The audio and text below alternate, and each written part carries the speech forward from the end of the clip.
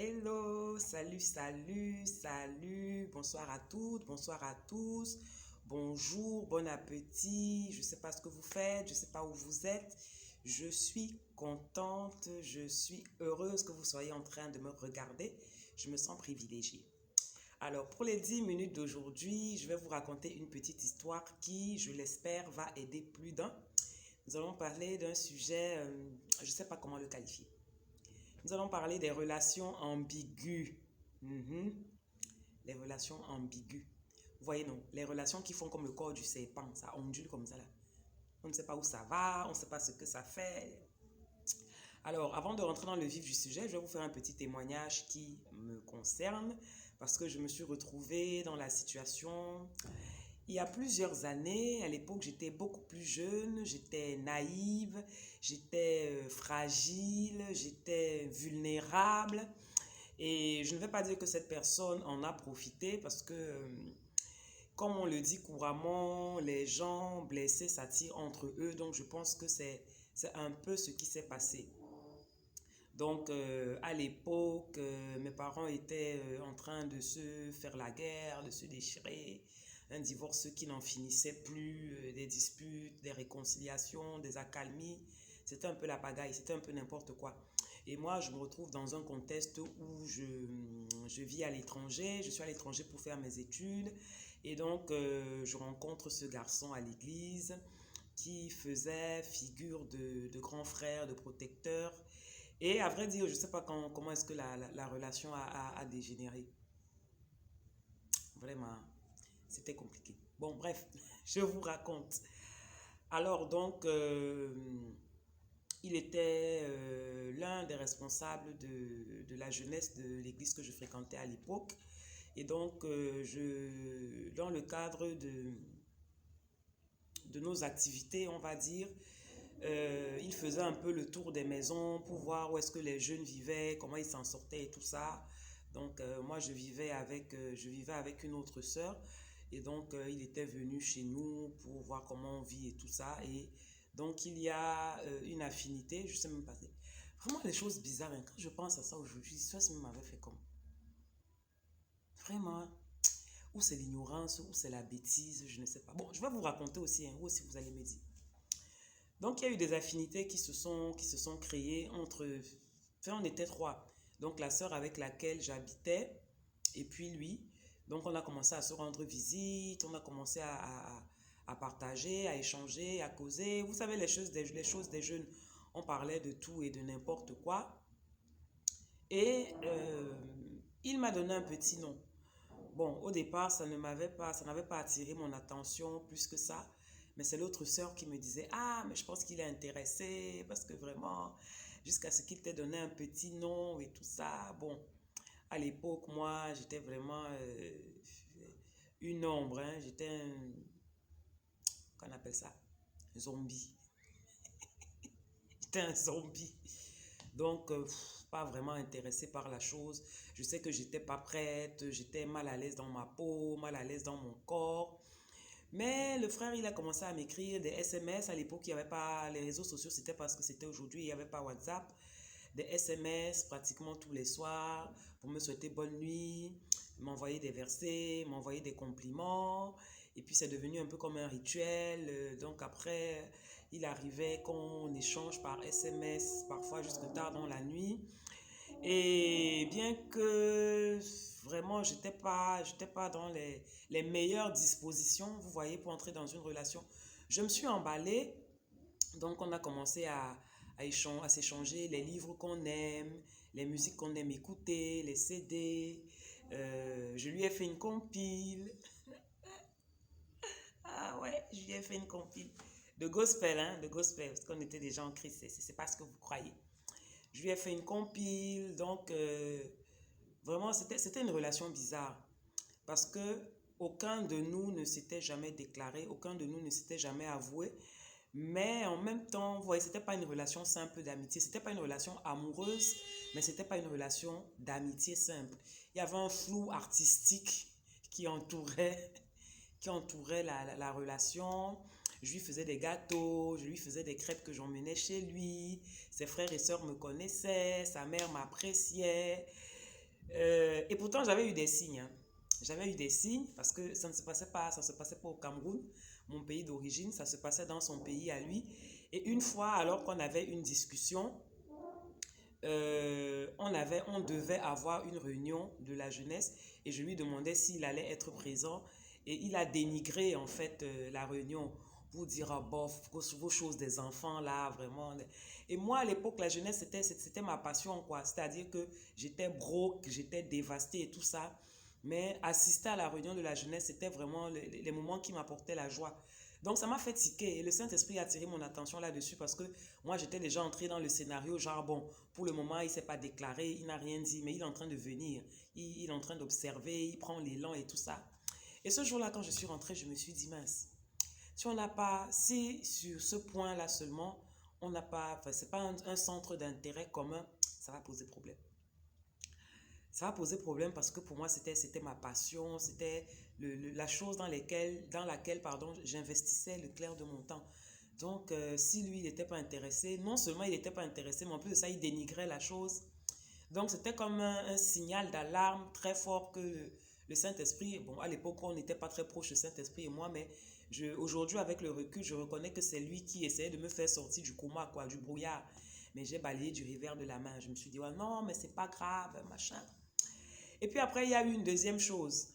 Une autre fois, on parlait comme ça, je ne sais plus de quoi on parlait.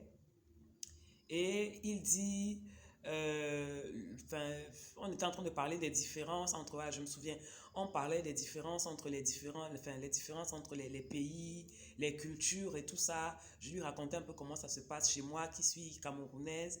Et lui, il me racontait un peu comment ça se passe chez lui et tout. Et à un moment, il me lâche, mais lui, il ne pense pas que sa famille serait d'accord pour qu'il soit avec une étrangère parce que ce serait une relation trop compliquée de se marier avec quelqu'un qui n'est pas du même pays que lui. Ah!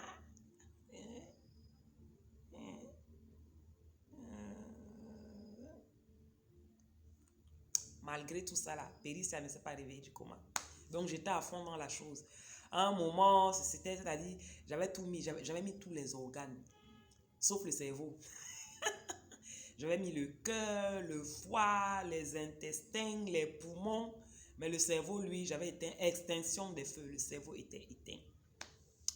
Et donc, voilà comment, sur pratiquement une année, hein, on avance comme ça. Moi, je suis persuadée que non, je suis dans une relation. À un moment, vraiment, avec l'état mon état d'âme de l'époque où j'étais en mal d'affection, je me sentais rejetée, je me sentais inutile. Bref, vous essayez d'imaginer un peu le contexte émotionnel dans lequel j'étais. Donc pour moi, j'étais en relation, quoi. Non, mais on se voyait tous les jours. En plus de ça, il habitait à quelque part de chez moi. On se voyait presque tous les jours, mais on s'écrivait tous les jours où on pouvait s'appeler Yellow Nights, hein, sans faire de publicité. Donc on pouvait s'appeler et rester au téléphone jusqu'à une heure avancée de la nuit. Et on parlait pas des choses compliquées, hein. On parlait de tout et de rien. On parlait de la Bible, on parlait des films qu'on avait regardés, on se racontait nos vies. Donc pour moi, vraiment, voilà quoi. À quel moment est-ce que Pélicia s'est réveillée? Vraiment, il y a quelqu'un qui va tomber de sa chaise. Donc un dimanche, on est au culte. Le culte avance, le culte est pratiquement à la fin du programme et avant le temps des offrandes parce que à l'église on faisait les offrandes à la toute fin du culte avant de partir.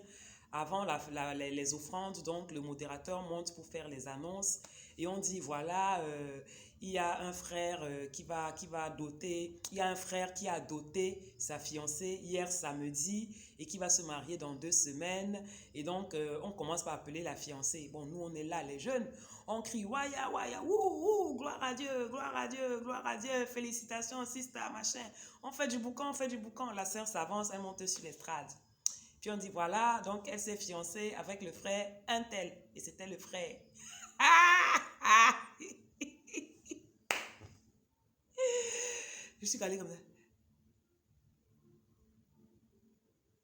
J'étais comme une biche qui a été éblouie par les phares d'une voiture. C'est pas les lumières du ring light que vous voyez sur mes lunettes là. C'était.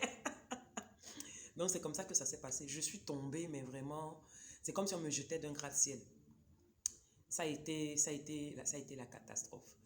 Ce jour-là, je suis sortie du culte, j'étais vidée, j'étais en mode automatique. En fait, je marchais pour rentrer à la maison, mais je n'étais plus là.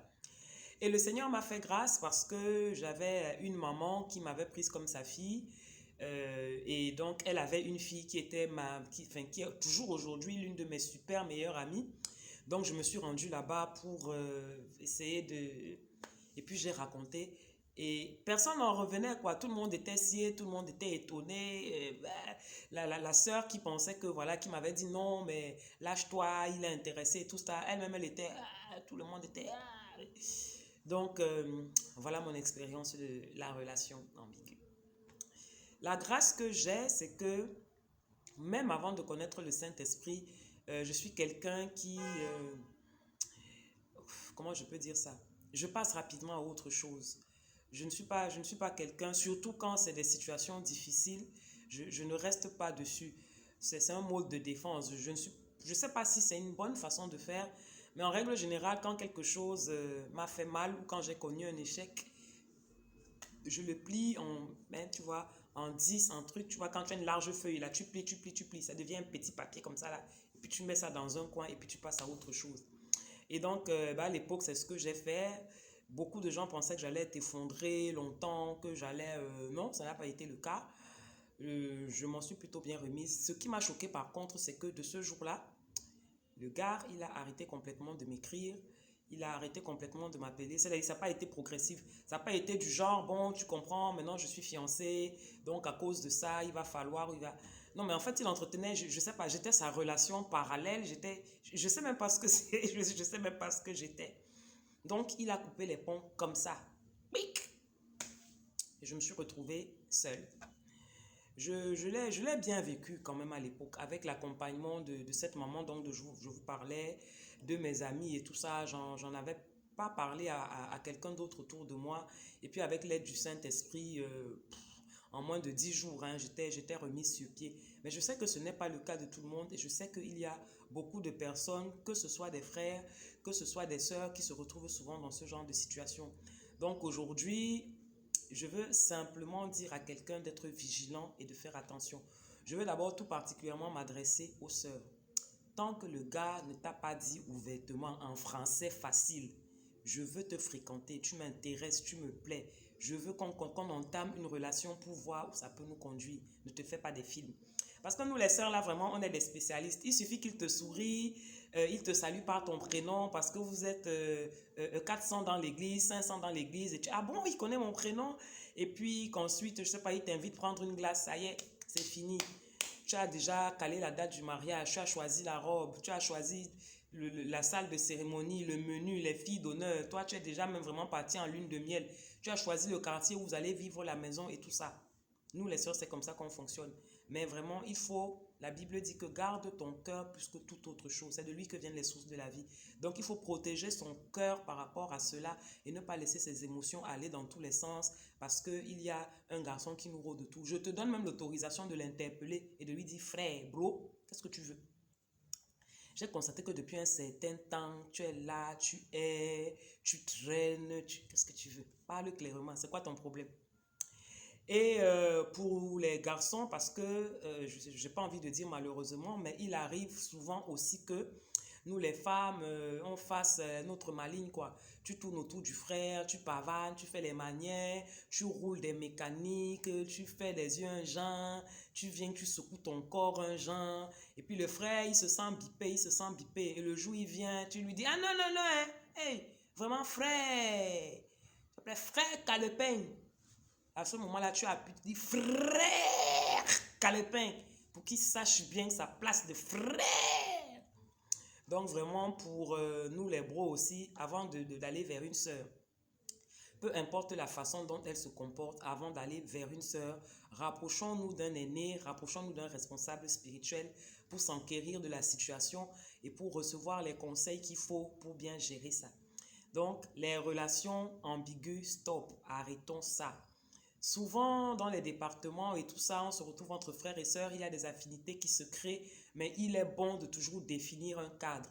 Moi, je suis pour l'amitié avec le sexe opposé. J'ai de très bons amis de sexe masculin, mais il faut que cette amitié soit bien encadrée. C'est-à-dire que dès le départ, on s'entende sur le fait que voici comment on va fonctionner et voici les bases de notre amitié.